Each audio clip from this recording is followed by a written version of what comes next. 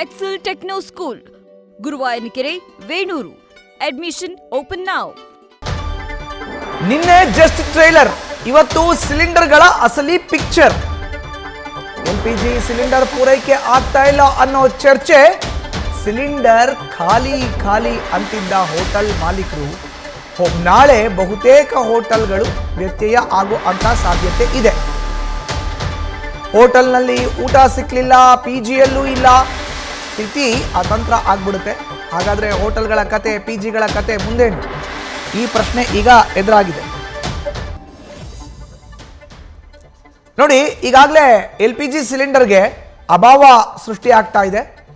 Almost ಸಣ್ಣ ಹೋಟೆಲ್ನ ನಡೆಸೋ ಅಂತ ಉದ್ದಿಮೆದಾರರು ಏನಿದ್ದಾರೆ ಅವರೆಲ್ಲ ಹೇಳ್ತಾ ಇದ್ದಾರೆ, ಇಲ್ಲ ನಮಗೆ ಸಿಲಿಂಡರ್ ಸಿಗ್ತಾ ಇಲ್ಲ, ನಮ್ಮ ಕೈಯಲ್ಲಿ ಆಗ್ತಾ ಇಲ್ಲ ಹೋಟೆಲ್ ನಡೆಸೋಕ್ಕೆ, ನಾವು ಬಂದ್ ಮಾಡ್ತೀವಿ ಅಂತ. ಹಾಗಾದರೆ ಏನಾಗುತ್ತೆ? ಈಗ ಹೋಟೆಲ್ ಮೇಲೆ ಅವಲಂಬಿತ ಆಗಿರೋ ಅಂಥವ್ರ ಗತಿ ಏನು? ಇನ್ನು PGನಲ್ಲೂ ಕೂಡ ಅಷ್ಟೇ. ಬೆಂಗಳೂರಿನಲ್ಲಿ 15,000 PG ಇದೆ ಅನ್ನೋದ್ರ ಬಗ್ಗೆ ಮಾಹಿತಿ ಇದೆ. ಹೆಚ್ಚಿನ ಮಾಹಿತಿ ನೀಡ್ತಾರೆ ನಮ್ಮ ಪ್ರತಿನಿಧಿ ಚಂದನ. ನೇರ ಸಂಪರ್ಕಕ್ಕೆ ಜಾಯ್ನ್ ಆಗಿದ್ದಾರೆ. ಚಂದನ, ಹೋಟೆಲ್ ಉದ್ಯಮದ ಮೇಲೆ ದೊಡ್ಡ ಪ್ರಮಾಣದ ಪರಿಣಾಮ LPG ಸಿಲಿಂಡರ್ಗಳನ್ನು ಕೊರತೆಯಾಗಿ ಕಾಡ್ತಾ ಇರೋ ಅಂಥದ್ದು. ಈಗ ಮುಂದೇನು ಮಾಡ್ತಾರಂತೆ ಹೋಟೆಲ್ಗಳು, PGಗಳ ಕತೆ ಮುಂದೇನು? ಹಾಗಾದರೆ ಮಧುಸೂದನ್ ಅವರು ಪರ್ಯಾಯ ಒಂದು ವ್ಯವಸ್ಥೆಯನ್ನ ಮಾಡ್ಕೊಳ್ಳೋದಕ್ಕೂ ಕೂಡ ಅವರಿಗೆ ಸಮಯ ಇರಲಿಲ್ಲ ಅಂತ PG ಮಾಲೀಕರು, ಹೋಟೆಲ್ ಮಾಲೀಕರು ಹೇಳ್ತಾ ಇರುವಂತದ್ದು. ಅಂದ್ರೆ ಸರ್ಕಾರ ಈ ಬಗ್ಗೆ ನಮಗೆ 15 ದಿನಕ್ಕಿಂತ ಮುಂಚೆನೋ ಅಥವಾ ಒಂದು ವಾರಕ್ಕಿಂತ ಮುಂಚೆನೋ ನಮಗೆ ಒಂದಷ್ಟು ಅಂದ್ರೆ ಟೈಮ್ ಅನ್ನ ಕೊಟ್ಟಿದ್ರೆ, ಕಾಲಾವಕಾಶ ಕೊಟ್ಟಿದ್ರೆ ನಾವು ಏನೋ ಒಂದು ವ್ಯವಸ್ಥೆಯನ್ನ ಮಾಡ್ಕೊಳ್ತಾ ಇದ್ವಿ. ಆದ್ರೆ ಈಗ all of a sudden commercial gas ಬಂದಂತ ಅಂದ್ರೆ ನಮಗೂ ಕೂಡ ಬೇರೆ ದಾರಿ ಇಲ್ಲ, ಇರೋದು ಒಂದೇ ಆಪ್ಷನ್ ಹೋಟೆಲ್ಗಳನ್ನ ಬಂದ್ ಮಾಡಬೇಕು ಅಂತ. ಮತ್ತೊಂದು ಕಡೆಯಲ್ಲಿ PGಗಳಲ್ಲಿ ಸುಮಾರು 10 ಲಕ್ಷಕ್ಕೂ ಹೆಚ್ಚು ಜನ ವಾಸ ಮಾಡ್ತಾ ಇರುವಂತದ್ದು ಬೆಂಗಳೂರಿನ 15,000 PGಗಳಲ್ಲಿ. ಅಂಥವ್ರಿಗೆ ಒಂದಷ್ಟು ರೂಲ್ಸ್ ಗಳನ್ನ ಅಂದ್ರೆ ರೆಗ್ಯುಲೇಷನ್ಸ್ ಗಳನ್ನ ಮಾಡ್ಕೊಂಡಿದ್ದಾರೆ. ನಿನ್ನೆ ಸಭೆಯನ್ನ ಮಾಡಿದ್ರು PG ಅಸೋಸಿಯೇಷನ್ ಕಡೆಯಿಂದ. ಅಂದ್ರೆ ಸೆಲ್ಫ್ ಕುಕಿಂಗ್ ಬಂದ್ ಮಾಡೋದಾಗಿರ್ಬೋದು, ಹಾಗೆ ಕಡಿಮೆ ಗ್ಯಾಸ್ ಅನ್ನ ಉಪಯೋಗ ಮಾಡಿಕೊಂಡು ಸಾಮಾನ್ಯ ಅಡುಗೆ ಮಾಡೋದು. ಅಂದ್ರೆ PGಗಳಲ್ಲಿ ಗೊತ್ತೇ ಇರುತ್ತೆ, ಅಂದ್ರೆ ಪ್ರತಿದಿನ ಒಂದೊಂದು ಮೆನ್ಯೂ ಇರುತ್ತೆ, ಆ ಮೆನ್ಯೂನ ಕಟ್ ಮಾಡಿ ಸಾಮಾನ್ಯ ಅಡುಗೆ ಮಾಡಬೇಕು. ಈ ರೀತಿಯಾದಂತ ಪರಿಸ್ಥಿತಿ PGಗಳಲ್ಲಿ ನಿರ್ಮಾಣ ಆಗಿರ್ತಕ್ಕಂಥದ್ದು.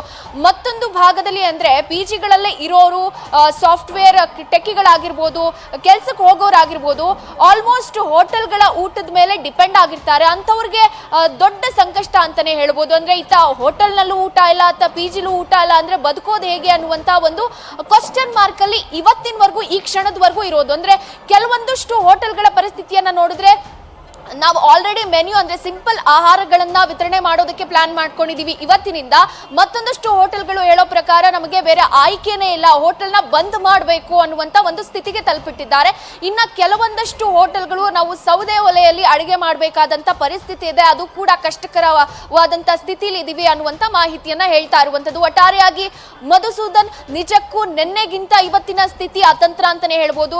ಇನ್ನ ಕೆಲವೊಂದಷ್ಟು ಒಂದು ಇಂಟ್ರೆಸ್ಟಿಂಗ್ ವಿಚಾರ ಏನಂದ್ರೆ, ಕೆಲವೊಂದಿಷ್ಟು ಹೋಟೆಲ್ಗಳಲ್ಲಿ ಈ ದೋಸೆ, ಇಡ್ಲಿಗೆಲ್ಲ ಜಾಸ್ತಿ ಗ್ಯಾಸ್ ಬೇಕು ಅಂತ ಸ್ಯಾಂಡ್ವಿಚ್ ಮೊರೆ ಹೋಗ್ತಿದ್ದಾವೆ ಅನ್ನುವಂತ ಮಾಹಿತಿ ಕೂಡ ಬರ್ತಾ ಇದೆ. ಅಂದ್ರೆ ಸ್ಯಾಂಡ್ವಿಚ್ಗೆ ಈಗ ಸಿಕ್ಕಾಪಟ್ಟೆ ಡಿಮ್ಯಾಂಡ್ ಕೂಡ ಕ್ರಿಯೇಟ್ ಆಗತ್ತೆ ಅನ್ನುವಂತ ಒಂದು ಮಾಹಿತಿ ಹೊರ ಬರ್ತಾ ಇರುವಂತದ್ದು. ಈ ರೀತಿಯಾಗಿ ಹೋಟೆಲ್ PGಯಲ್ಲಿ ಪರಿಸ್ಥಿತಿ ಇದೆ. ಮಧು,